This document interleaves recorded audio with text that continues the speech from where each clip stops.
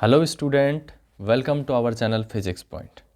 आज हम एक वीडियो लेक्चर सीरीज स्टार्ट करने जा रहे हैं क्लास 12th फिजिक्स के लिए।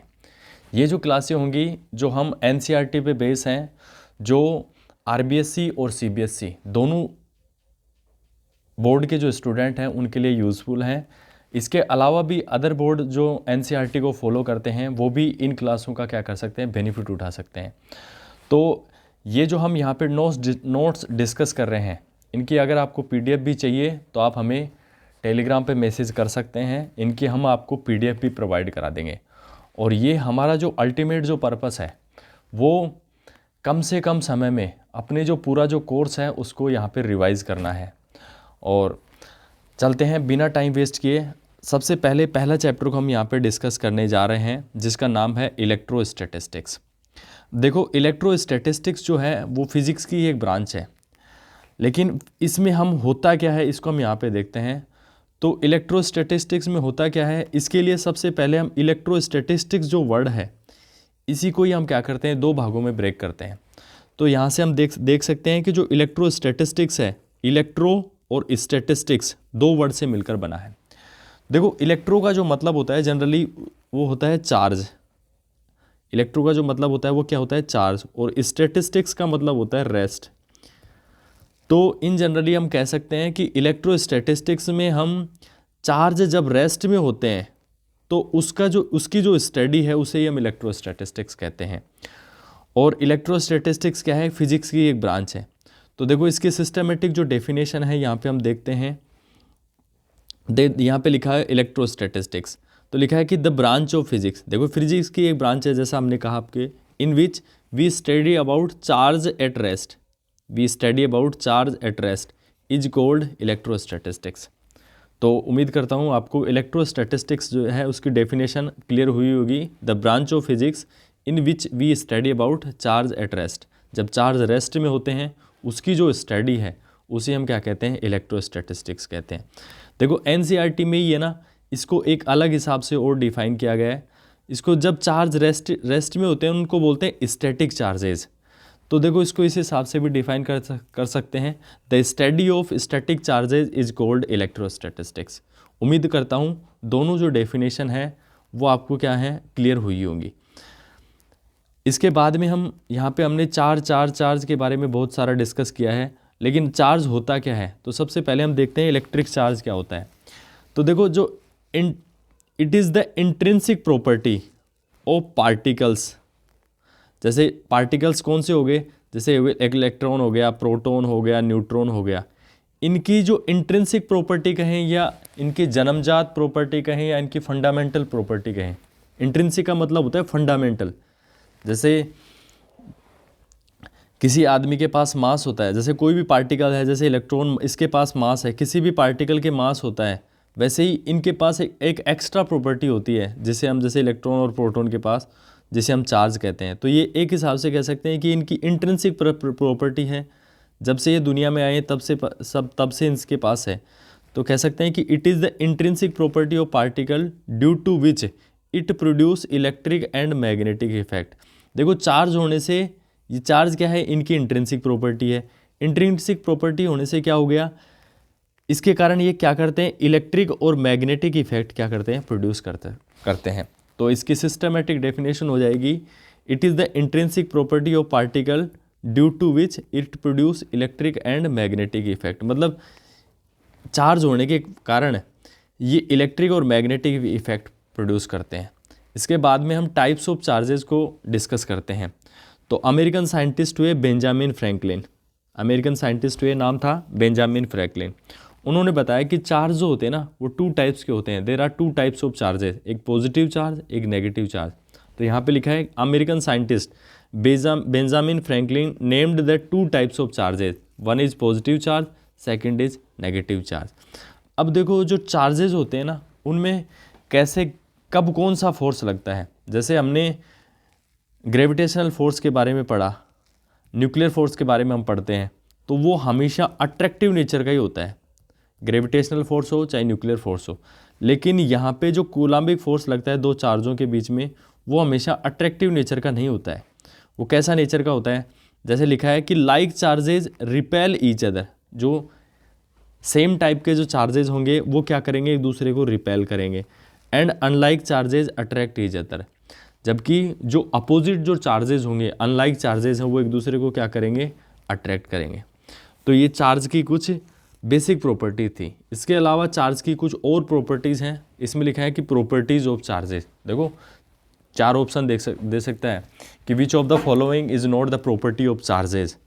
तो इसमें मैं आपको यहाँ पे एक एक प्रॉपर्टी आपके सामने डिस्कस करूँगा, और उसमें सबसे पहली जो प्रॉपर्टी है वो आपको ध्यान में रखनी है, सारी प्रॉपर्टी ध्यान में रखनी है। सबसे पहली जो प्रॉपर्टी है एडिटिव प्रॉपर्टी ऑफ चार्जेस।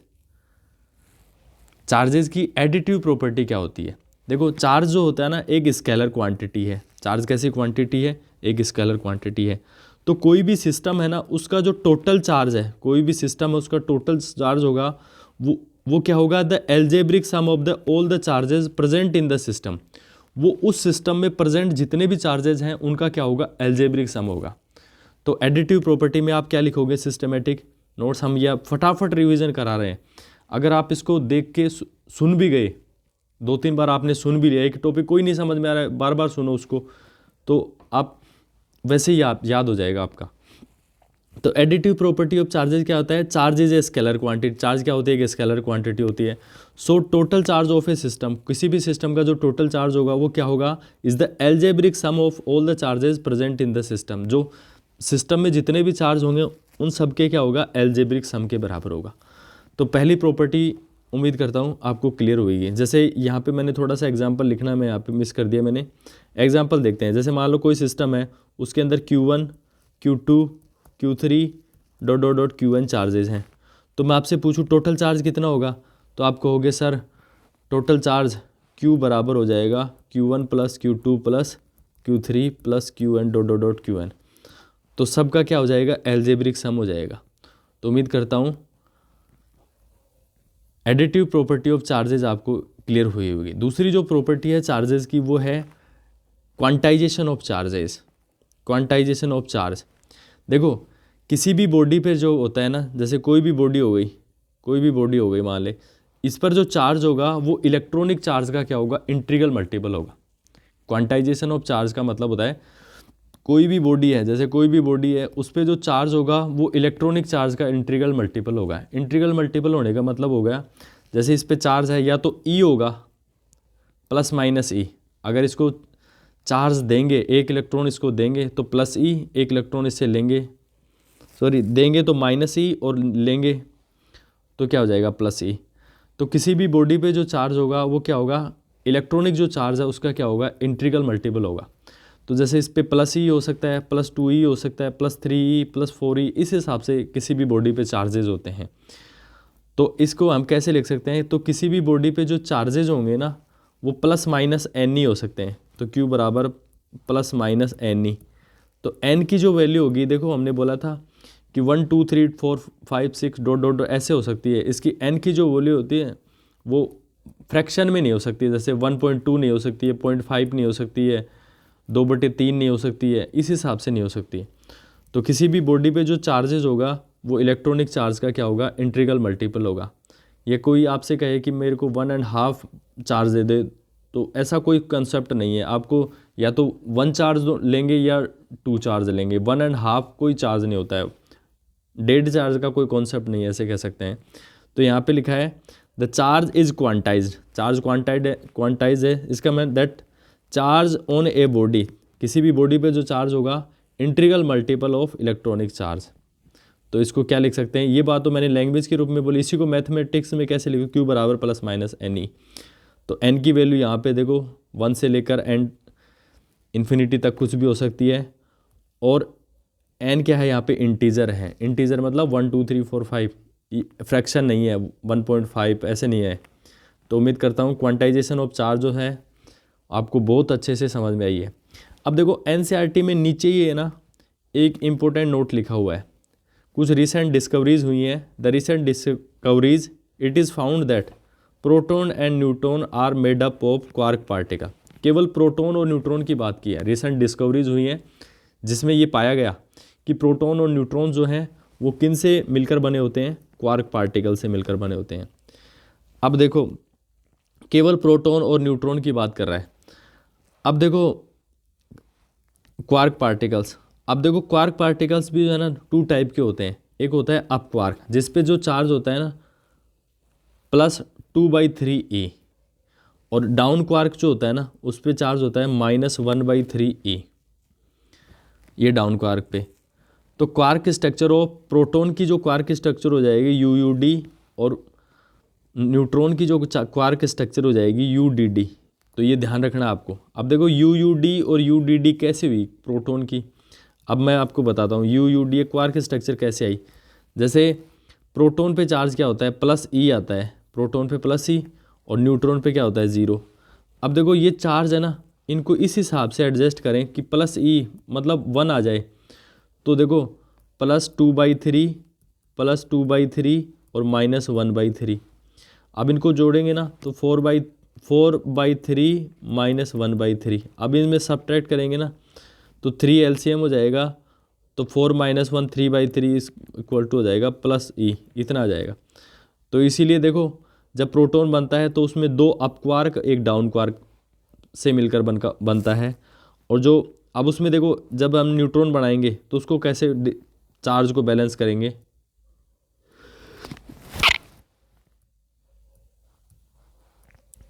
अब देखो न्यूट्रॉन के लिए कैसे चार्ज को बैलेंस करेंगे, मैं थोड़े से उसको इरेज कर लेता हूँ।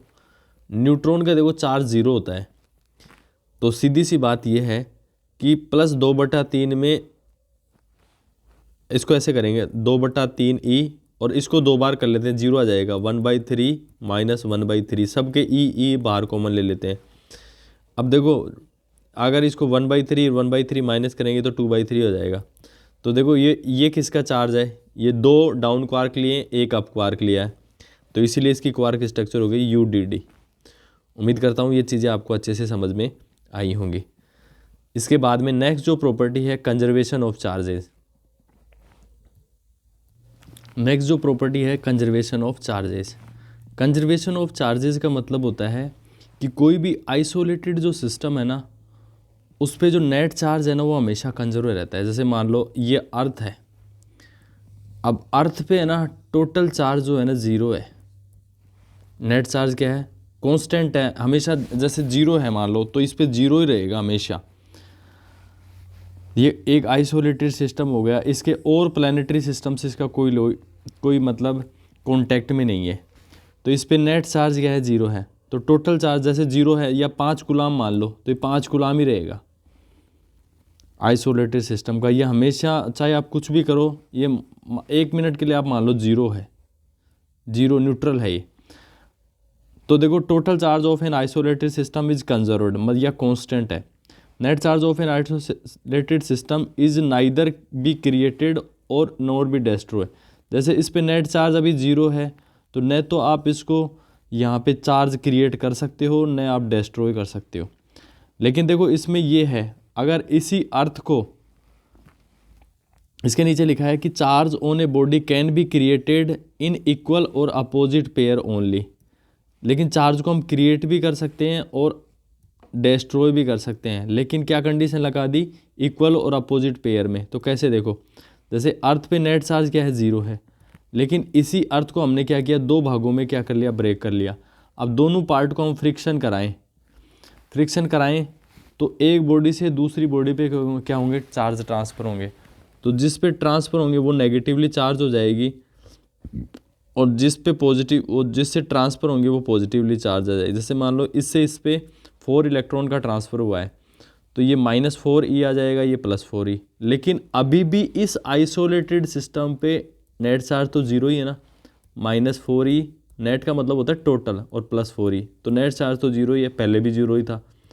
लेकिन ये कह रहा है नेट चार्ज तो हमेशा 0 कांस्टेंट वो कंजर्व रहेगा, कांस्टेंट रहेगा। जैसे 0 हमने मान लिया तो 0 ही है, लेकिन कैसे क्रिएट कर सकते हैं, क्रिएट कैसे करेंगे इक्वल और अपोजिट पेयर में, तो ऐसे क्रिएट कर सकते हैं। लेकिन आइसोलेटेड सिस्टम का जो नेट चार्ज है वो क्या रहेगा 0 ही रहेगा। नेक्स्ट जो प्रॉपर्टी है चार्ज इज इनवेरिएंट। इनवेरिएंट का मतलब होता है जो चेंज न हो।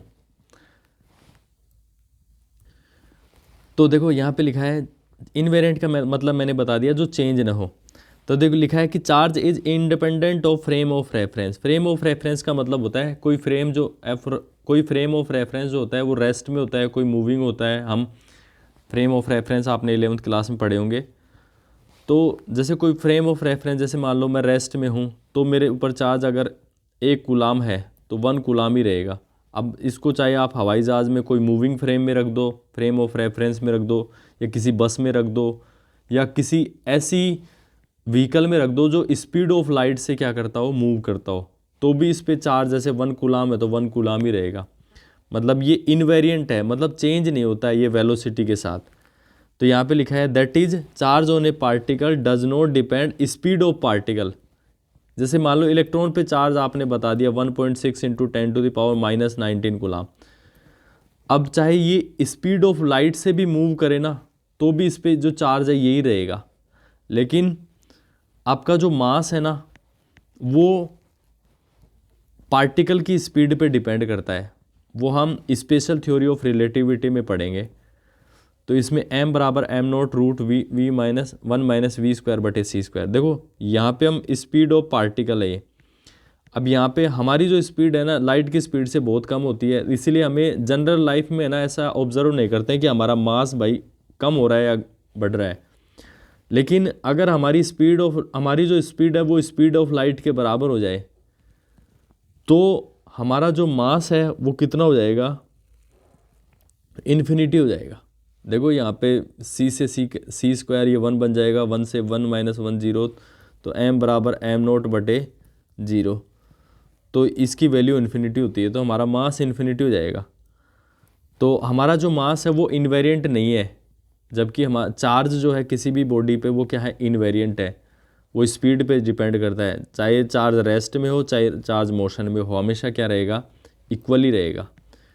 नेक्स्ट जो प्रॉपर्टी है वो काफ़ी इंपॉर्टेंट प्रॉपर्टी है, बहुत बार बोर्ड एग्जाम में पूछा है कि अभी चार्ज पार्टिकल रेस्ट में है तो क्या प्रोड्यूस करेगा, चार्ज पार्टिकल कांस्टेंट मोशन में है तो क्या रिएक्शन होगी, चार्ज पार्टिकल एक्सीलरेटेड मोशन में है तो क्या रिएक्शन होगी।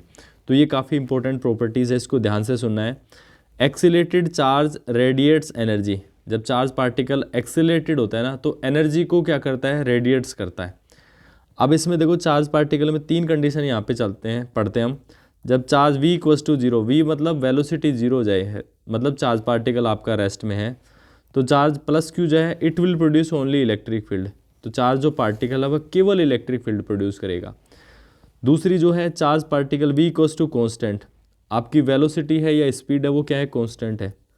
तो जब चार्ज पार्टिकल कांस्टेंट स्पीड से, कांस्टेंट वेलोसिटी से मूव करता है तो ये देखो इलेक्ट्रिक फील्ड तो प्रोड्यूस करता ही है, साथ में मैग्नेटिक फील्ड भी प्रोड्यूस करने लग जाए। जैसे कोई करंट कैरिंग वायर है, इसके अंदर आई करंट फ्लो हो रही है, तो करंट क्या होती है, rate of flow of charge.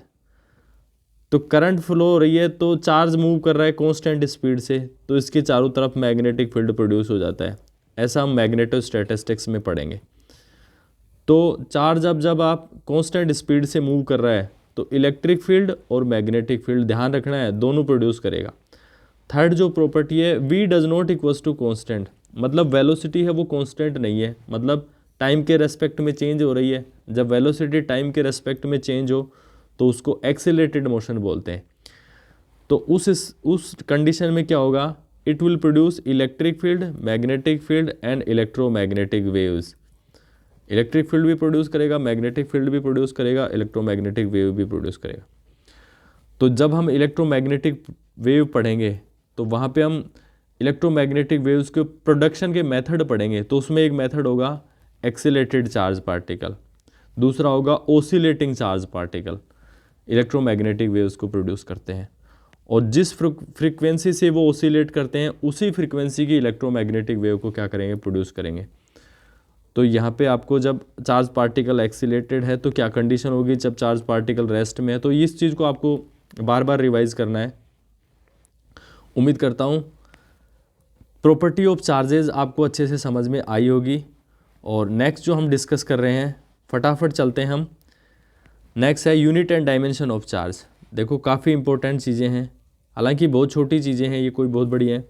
ऐसा unit of charge is coulomb. Charge की जो ऐसा यूनिट है वो क्या है, कूलाम है या एम्पियर इंटू सेकेंड है। अब ये या कहाँ से आई, देखो आपने पढ़ा होगा I = Q/T, 10th क्लास में पढ़ा होगा। Rate of flow of charge is called current. तो Q बराबर हो जाएगा I × T। I × T भी तो लिख सकते हैं। I मतलब करंट, एम्पियर में मेज़र करते हैं। T मतलब टाइम, टाइम को सेकंड में मेज़र किया जाता है। एम्पियर × सेकंड में क्यों मेज़र किया? 11th क्लास में आपने 7 फंडामेंटल जो क्वांटिटी है वो पढ़ी होंगी, और किसी भी डायमेंशन लिखते हैं तो उन्हीं 7 फंडामेंटल क्वांटिटीज़ को काम में लेके ही लिखते हैं, इसीलिए इसको एम्पियर × सेकंड में डिनोट किया है। डायमेंशन क्या हो जाएगी? वही एम्पियर का क्या हो जाएगा? A1, और सेकंड का क्या हो जाएगा? T1। बाकी की टर्म जीरो हो जाएंगे, तो T1 A1 भी लिख सकते हैं, डायमेंशन ऑफ चार्ज। इसके बाद में अब देखो चार्ज की, देखो SI यूनिट के बारे में हमने बात की, तो चार्ज की जो CGS यूनिट होती है ना, वो इलेक्ट्रोस्टैटिक यूनिट बोलते हैं इसको। क्या बोलते हैं? इलेक्ट्रोस्टैटिक यूनिट या ESU। और एक कूलाम जो चार्ज होता है ना, वो होता है 3 × 10⁹ ESU, इलेक्ट्रोस्टैटिक यूनिट के बराबर होता है। तो काफ़ी इंपॉर्टेंट फैक्ट है, इसको भी आप याद रख सकते हैं। इसके बाद में हम डिस्कस करते हैं मेथड ऑफ चार्जिंग। किसी भी बॉडी को आप किस हिसाब से आप चार्ज कर सकते हैं। तो पहला है चार्जिंग बाय फ्रिक्शन, मतलब फ्रिक्शन के द्वारा भी आप किसी बॉडी को क्या कर सकते हैं? चार्ज कर सकते हैं। कैसे कर सकते हैं? जैसे एक बॉडी ये है, दूसरी बॉडी ये है, इन दोनों को आप रब करोगे तो जो इलेक्ट्रॉन है, रब मतलब एक दूसरे पे फ्रिक्शन करना है, तो इलेक्ट्रॉन जो एक बॉडी से दूसरी बॉडी पे क्या होंगे? ट्रांसफ़र होंगे। तो जिस बॉडी से ट्रांसफ़र होंगे जिस बॉडी पे, वो नेगेटिव चार्ज, क्योंकि वहाँ पे इलेक्ट्रॉन एक्सेस में होंगे, और जिस बॉडी से ट्रांसफ़र इलेक्ट्रॉन जाएंगे वो पॉजिटिव चार्ज हो जाएंगे, क्योंकि वहाँ पे डेफिशिएंसी हो जाएगी इलेक्ट्रॉन की। जब चार्ज ट्रांसफ़र होता है ना इलेक्ट्रॉन, तो इलेक्ट्रॉन को देखो ऑब्वियसली बॉडी बी पे तो मास क्या होगा? इंक्रीज़ होगा, और बॉडी ए पे मास क्या होगा? डिक्रीज़ होगा। ये बात आपको ध्यान रखनी है। तो चार्जिंग बाय फ्रिक्शन मेथड में लिखा है कि when 2 bodies are rubbed with each other, जब दो बॉडी को एक दूसरे पे क्या किया जाता है? रब किया जाता है। There is a transfer of electron from one body to other body, दूसरी एक बॉडी से दूसरी बॉडी पे क्या होगा? इलेक्ट्रॉन का ट्रांसफ़र होगा। तो सीधा सा मेथड है चार्जिंग बाय फ्रिक्शन। नेक्स्ट है चार्जिंग बाय इंडक्शन मेथड।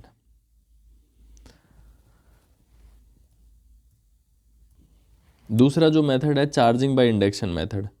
तो देखो हालांकि जो 2023-24 के लिए जो सिलेबस जारी हुआ है उसमें ये मेथड हट चुके हैं, तो इसको डिस्कस करने की कोई ज़रूरत नहीं है। आप है ना इजीली वैसे ही पढ़ के इनको समझ सकते हो। तो नेक्स्ट हम कूलाम्स लॉ को डायरेक्ट डिस्कस करेंगे। कूलाम्स लॉ में देखते हैं। तो देखो कूलाम्स लॉ को हम नेक्स्ट क्लास में डिस्कस करेंगे। आज के लिए इतना ही, मिलते हैं नेक्स्ट क्लास में। तब तक के लिए नमस्कार, जय हिंद, जय भारत।